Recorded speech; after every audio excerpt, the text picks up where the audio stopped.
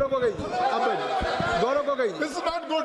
Gaurav Gogoi ji, Gaurav Gogoi ji, Gaurav Gogoi ji, Your comments is absolutely wrong. आप चर्चा शुरू करें। मैंने एक कहा कि ये टेक्स्ट तक चर्चा रही थी। गौरव गोगोई जी,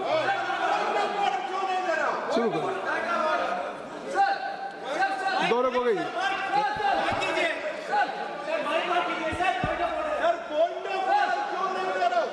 गई है केवल गौरव गोगोई जी की। नो नहीं, गौरव आप हमसे नहीं कहेंगे ना, मैंने आपको अनुमति दी है। Nothing will go on the record except Gaurav Gogoi ji. सत्ता पक्ष मैं सबका मैं दे चुका हूँ। उनको पॉइंट ऑफ ऑर्डर आएगा सर, मैं उनका पॉइंट ऑफ ऑर्डर दे चुका हूँ ऑलरेडी। पार्टी से point of Gaurav Gogoi order ji आएगा सर, आप भी दे दीजिए। इस चर्चा में रूलिंग पार्टी से पॉइंट ऑफ ऑर्डर इस चर्चा में आप गंभीर हैं। इस चर्चा में मैंने आपका नाम पुकारा तो आप बोलिए। सब लोग बैठिए, बोलिए। गौरव गौरव बैठिए। सौगत दादा, आपको मैं अवसर दूंगा बोलने के लिए। अरे आप बैठिए, मैं आपको अवसर दूंगा। गौरव गोगोई जी,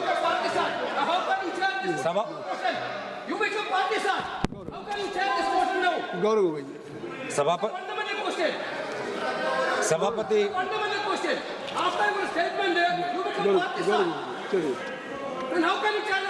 गौरव गोगोई, नथिंग विल। सभापति महोदय, मैं आपका शुक्रिया अदा करना चाहूँगा। आज की इस चर्चा में जब मैं भाग लेने जा रहा था तो मेरी शुरुआत अलग थी, लेकिन अब जो हमने हाउस में विटनेस किया, मैं सीधा supreme court of India in Nabam Rebia versus deputy speaker में सुप्रीम कोर्ट ने क्या कहा, मुझे उनकी बात पहले याद आ रही है, क्योंकि उस जजमेंट में सुप्रीम कोर्ट ने कहा the speaker is expected to have a sense of elevated independence. इस पे रूलिंग आ चुकी है सर, मैं तो भाषण दे रहा हूँ, मैं तो चर्चा दे रहा हूँ सर, मैं तो चर्चा में भाग ले रहा हूँ, मैं बोल रहा हूँ कि मेरी चर्चा की शुरुआत अलग थी। अभी हाउस में जो मैंने विटनेस किया वो मेरा ध्यान सुप्रीम कोर्ट के जजमेंट में ले गया, जो जजमेंट मैं आपके सामने पढ़ रहा हूं।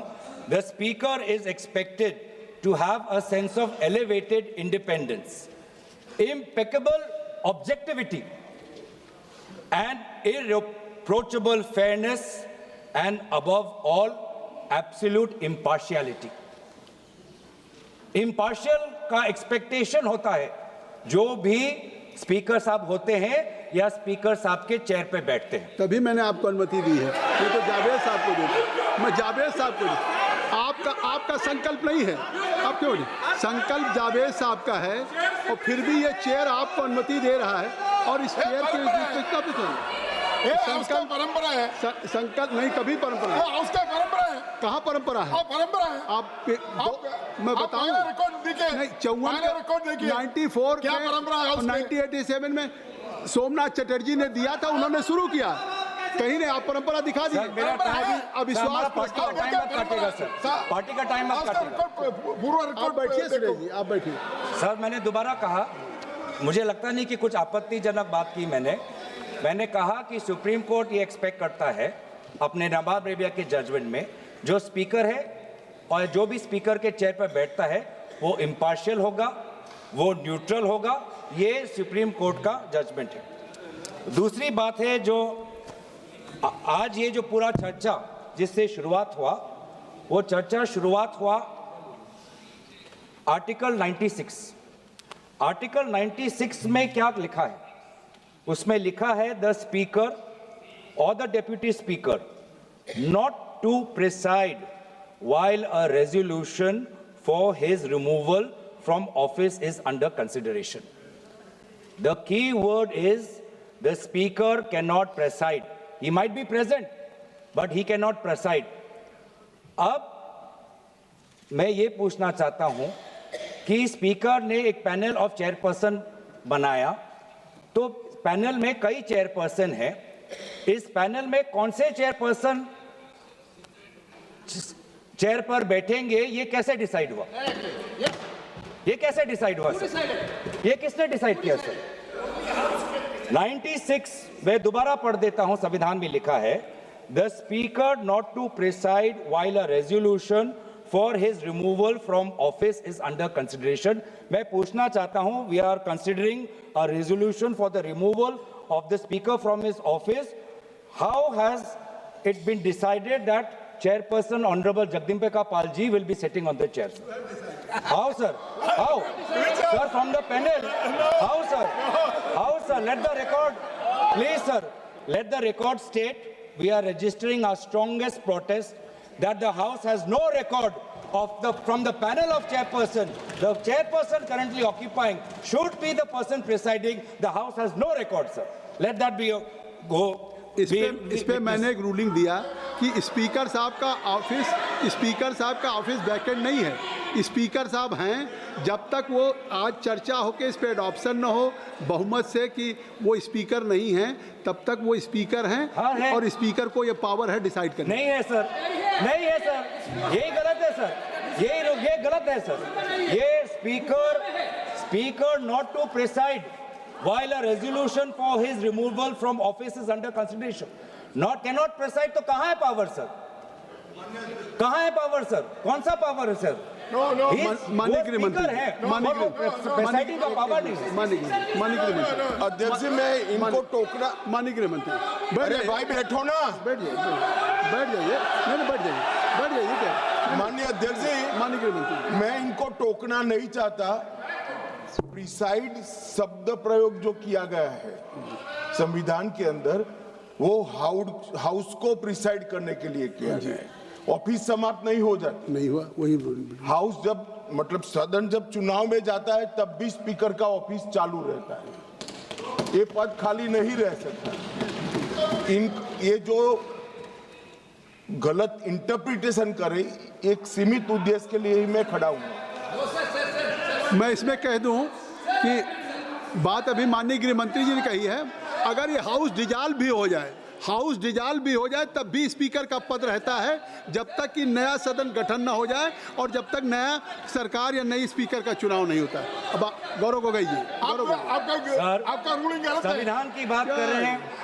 You must read, Mr. Suresh. If I am mentioning from chair, तो I think मैं दोबारा पूछ रहा हूँ, पैनल ऑफ चेयरपर्सन है, पैनल में से कौन से चेयरपर्सन सदन में बैठेंगे जब अध्यक्ष का रिमूवल का पिटीशन हो रहा है, ये कहाँ पे डिसाइड हुआ है?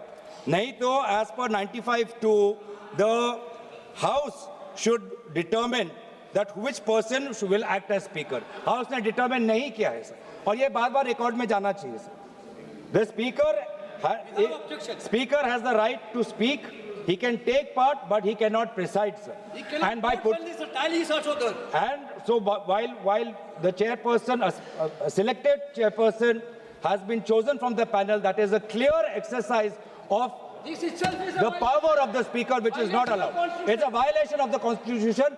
और यही हम देख रहे हैं पिछले 5 साल से, क्योंकि आज आप जिसे हमारे ऑनरेबल कॉलीग वेणुगोपाल जी ने कहा कि इससे पहले भी 3 बार इस लोकसभा सदन के अंदर अविश्वास प्रस्ताव आया है, 87, 56 और 66 और 54 में। और 1987 की बात करें, 1966 की बात करें, जब motion was moved against the speaker, a deputy speaker was sitting on the chair. A deputy speaker was speaking on the chair। और आज ऑपोजिशन इंडिया अलायंस के लगभग 200 सांसद होने के पश्चात भी आज यहाँ पे डेप्यूटी स्पीकर नहीं है। इस प्रकार का सदन चल रहा है यहाँ पे। देश को पता चलना चाहिए कि सदन कैसे चल रहा है। इस सदन के अंदर सर ये माइक भी अब एक अस्त्र बन गया है। ये माइक भी एक अस्त्र है, ये माइक भी एक अस्त्र है, जिस अस्त्र को यहाँ पे सुविधा के रूप से सत्ता पक्ष को दिया जाता है और विपक्ष को, विशेष रूप से एलओपी को, उनके न बोलने के लिए ये माइक उनको नहीं मिलता। ये माइक नहीं मिलता। ये आरोप नहीं है, ये यही मोशन है। ये आरोप नहीं है, यही मोशन है। मोशन क्या है? That this house, having taken into consideration the conduct of the Speaker of the House as regards disallowing the leader of the opposition and other opposition leaders to speak. कैसे disallow होता है? जब mic ही आप लोग देते नहीं हो, जब माइक ही नहीं आता है, ऐसे डिसअलाउ होता है। आज देश को पता चलना चाहिए किस प्रकार से ये लोकतंत्र चल रहा है, किस प्रकार से सदन की नियमों का उल्लंघन हो रहा है, किस प्रकार से संसद का और सदन की मर्यादा का उल्लंघन हो रहा है। ये सर, ये रेजोल्यूशन किसी विशेष व्यक्ति के खिलाफ नहीं है और हम दुखी भी हैं।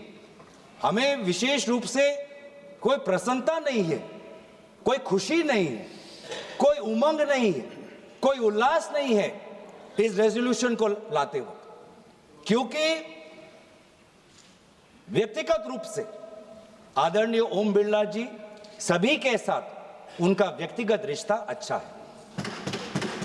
इसीलिए हम दुखी हैं कि हमें आदरणीय ओम बिरला जी के खिलाफ इस प्रकार से अविश्वास प्रस्ताव हमें लाना पड़ रहा है। हम मजबूर हैं, लेकिन जहां पर हम खेद प्रकट करते हैं, जहां पर हम अफसोस प्रकट करते हैं, हमारा धर्म है कि संसद की मर्यादा को बचाना, और इस धर्म के अनुसार आज हम ये रेजोल्यूशन ला रहे हैं, क्योंकि इस सदन के अंदर हर सदस्य का ये कर्तव्य है कि संसद की गरिमा, संसद की मर्यादा और संसद के कानून को, नियमों को बचाना, और उस कर्तव्य के अनुसार ही आज ये हम अविश्वास प्रस्ताव ला रहे हैं। ये व्यक्तिगत रूप से ओम बिरला जी पर हम आक्रमण नहीं करना चाहते हैं। ये हाउस के डिग्निटी को बचाने के लिए, संविधान को बचाने के लिए और भारत के लोगों का विश्वास